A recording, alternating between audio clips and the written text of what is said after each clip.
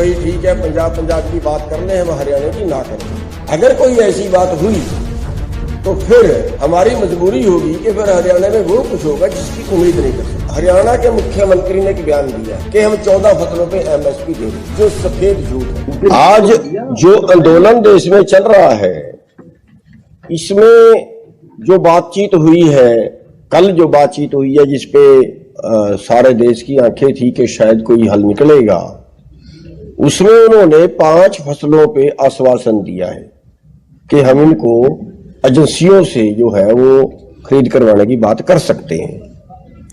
हमारा उसमें कहना यह है कि 2 मुख्य फसलें पे चर्चा नहीं हुई। क्या चर्चा नहीं हुई है तो माननी नहीं है, चर्चा हुई हो तो माननी नहीं है। उनमें एक फसल जो बहुत अहम है वो है ऑयल सीड। ऑयल सीड पे कोई चर्चा नहीं हुई है और ऑयल सीड बहुत भारी मात्रा में पैदा होता है, हरियाणा में भी, पंजाब में भी, बाकी पूरे देश में भी होता है।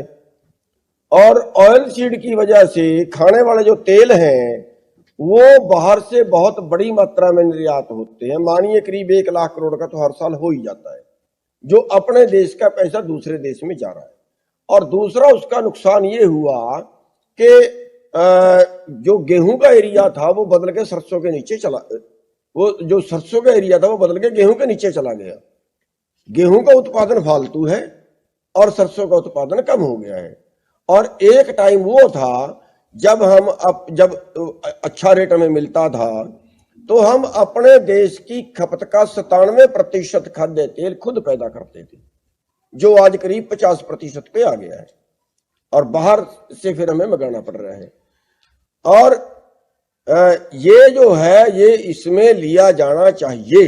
और अभी तक ये भी क्लियर नहीं किया कि ये जो है ये कितने एरिया का लेंगे। कभी ये ना हो कि उनके मन में कुछ ऐसा हो कि भाई ठीक है पंजाब की बात कर ले, हम हरियाणा की ना करें। अगर कोई ऐसी बात हुई तो फिर हमारी मजबूरी होगी कि फिर हरियाणा में वो कुछ होगा जिसकी उम्मीद नहीं कर सकते। फिर आप ये ना समझे कि बैरिकेड लगा के रोक लेंगे, किसी तरह से रोक लेंगे, फिर तो इनके पास हमें गोलियां मारने का चारा ही बाकी बचेगा। फिर हमें इस तरीके से लड़ना पड़ेगा, इस तरीके से आंदोलन करना पड़ेगा कि फिर जो है इनके बैरिकेड कोई काम करने वाले नहीं है। तो ये ज्यादा मैटर है कि जो भी 21 तारीख तक का टाइम है, जो भी सरकार ने कहना है वो ये सोच लें, ये समझ लें कि ये दोनों चीजें भी बहुत अहम हैं।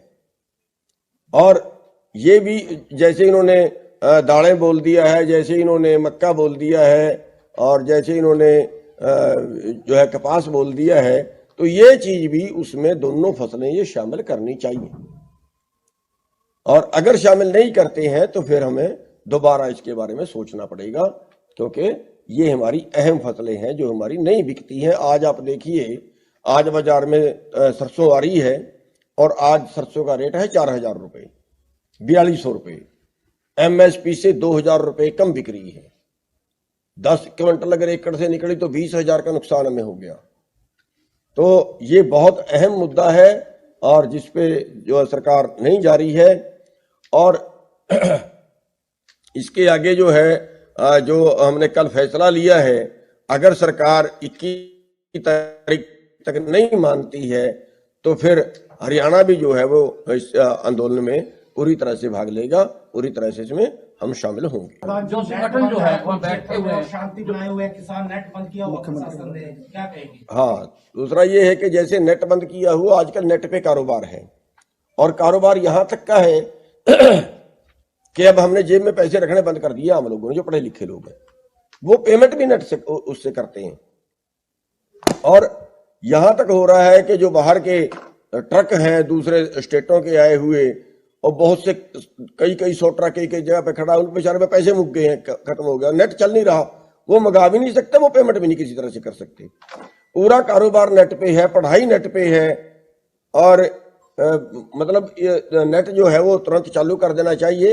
नेट बंद करने से आंदोलन बंद नहीं होते। तो आपकी शंका जैसे वो जो किसान वो ये है कि हरियाणा के मुख्यमंत्री ने एक बयान दिया है कि हम 14 फसलों पे MSP दे रहे हैं, जो सफेद झूठ है। जो मैं आपके सामने उदाहरण बता रहा हूं कि आज हमारी सरसों 4000 में बिक रही है। भावांतर के तहत जिन फसलों को लाया गया, बाजरा है 300 रुपये कम बिका है। आपके आंदोलन किया, सूरजमुखी का भी इन्होंने भावांतर में ले आए और उसका 500 रुपये से 700 रुपये तक एमएसपी से कम मिला है। दालें कोई एमएसपी पे नहीं खरीदी जाती हैं।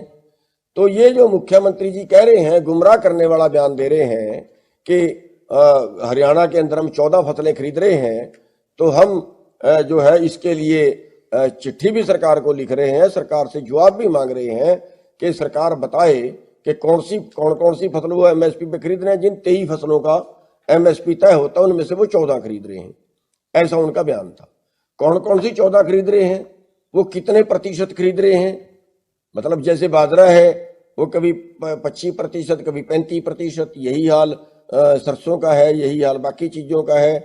उस पे कट लगा देते हैं, इस पे पोर्टल लागू कर दिया, इस पे अब आपका पोर्टल डबल चढ़ गया, अब आपका पोर्टल गलत हो गया, वो इस तरह से वो कर रहे हैं। मतलब उनमें भी कट लगा के वो खरीद रहे हैं और भाव अंतर के तहत उसकी भरपाई नहीं हो रही है। तो जो वो फसलें हैं वो सारी एमएसपी के अंदर की जाए। जो संगठन वहाँ बैठे हैं, बात कर रहे हैं सरकार से, उनके साथ पंजाब के मुख्यमंत्री बैठते हैं, तो आपको शक है, शंका है कि भी हरियाणा को उसमें शामिल ना किया जाए जो सरकार के साथ की बातचीत? देखिए, अभी तक ना तो ये बात आई है कि वो शामिल कर रहे हैं, ना ये बात आई है कि ना शामिल कर रहे हैं। हम तो एक आपके माध्यम से चेतावनी देना चाह रहे हैं कि कभी हो सकता है, क्योंकि पंजाब के मुख्यमंत्री साथ में बैठे हैं, हरियाणा के मुख्यमंत्री तो साथ में भी नहीं बैठा। हरियाणा के मुख्यमंत्री को भी तो साथ में बैठना चाहिए ना, जो बात हो हरियाणा के मुद्दे भी तो वो उठाए ना, उनको तो हरियाणा की वकालत करनी है, वो करें। तो ये ना हो कि कहीं वो ऐसे कोई गुमराह कर दें, गोलमोल बात को कर दें कि हरियाणा शामिल ना हो। हमारा प्रेस कॉन्फ्रेंस करने का जो आज का मेन मकसद है वो ये है कि हरियाणा में भी वही चीज लागू हो जो पंजाब में हो। कभी कहीं किसी और तरह का ये समझ लें कि हरियाणा में अभी किसान नहीं उठे हैं। अभी हमने दिखा दिया है, जो हमने ट्रैक्टरों का प्रदर्शन किया है, जो हमने टोल बंद किए, हम इस आंदोलन में हमने दिखा दिया है कि हम भागीदारी हैं, वही मांगे हमारी भी हैं। जो इन फसलों का अगर देखिए, ये तो उनको पता होगा कि लेंगे कि नहीं लेंगे, लेकिन हमारा कहने का मतलब ये है कि एक तो ये जो 2 फसलें नहीं ली गई हैं, ये बहुत ही अहम फसलें हैं डाइवर्सिफिकेशन के लिए भी, जिसकी वो बात करते हैं। डाइवर्सिफिकेशन के लिए भी ये बहुत जरूरी है, क्योंकि सरसों के नीचे का एरिया बदल के गेहूं के नीचे चला गया है। गेहूं में 6 पानी लगते हैं, 5 पानी लगते हैं, सरसों में 2 पानी लगते हैं। 2 भी ना लगाओ तो भी चल जाता है। सरसों में तो ज्यादा पानी फुहारे से ही देते हैं, वो तो उसमें बहुत कम पानी लगता है। डाइवर्सिफिकेशन होगा और उसमें सरकार को आसान भी होगा। और दूसरा ये चीज है कि अगर ये आयात करना बंद कर दें, खाद्य तेलों का आयात बंद कर दें। आप देखो 2 साल पहले सरसों का 6500 से 7000 की बिकी, एमएसपी से 1000 रुपए ज्यादा, और आज एमएसपी से 2000 रुपए कम, इसलिए कि अब उन्होंने बाहर से मंगा लिया खाने वाला तेल। उतना ही बाहर से आयात करना चाहिए जिसकी जरूरत हो, जो देश में कम हो।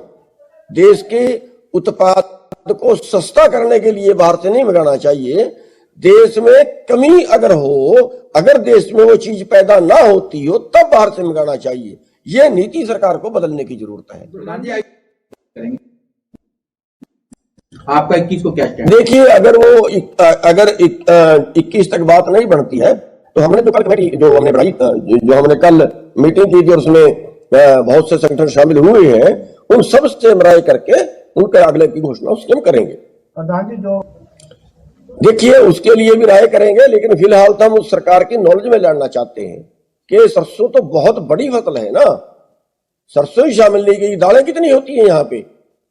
दालें तो यहाँ पे बहुत कम है, फॉर्मेलिटी है, दालें तो बहुत कम है। और दूसरा जो उन्होंने कहा है उसका कपास का क्षेत्र भी चलो है, ठीक है, लेकिन पंजाब में तो बहुत कम है। लेकिन दालें तो यहाँ है ही नहीं, उत्पादन बहुत कम है दालों का। तो जो मुख्य फसल है वो जो है वो सरसों, तोड़िया या सूरजमुखी जो ऑयल सीड है, ये बहुत बड़ी मुख्य फसल है जिसको छोड़ दिया गया उसमें। धान और गेहूं जी, धान और गेहूं की बात करें तो वीट की नहीं, धान और गेहूं तो वो ये कह रहे हैं कि हम खरीद रहे हैं। धान और गेहूं हम खरीद रहे हैं, उनका ये कहना है कि इनके लिए एमएसपी वे सारी फसल खरीद देंगे, ये तो पहले से ही खरीद रहे हैं, ये उनका कहना है। जो नहीं बिक रही है एमएसपी पे वो दालें हैं, वो ऑयल सीड है, वो कपास है, बाजरा है, ये फसलें नहीं बिक रही है, जिनकी वजह से भारत के किसानों को हर साल करीब करीब 4 लाख करोड़ का नुकसान होता है। जो सरकार एमएसपी पे नहीं खरीद रही है, केवल उसकी वजह से 4 लाख करोड़ का पर साल नुकसान होता है। एक रिपोर्ट आई थी पहले 2000 से लेके 2015 के बीच 45 लाख करोड़ रुपया किसानों को एमएसपी से कम मिला।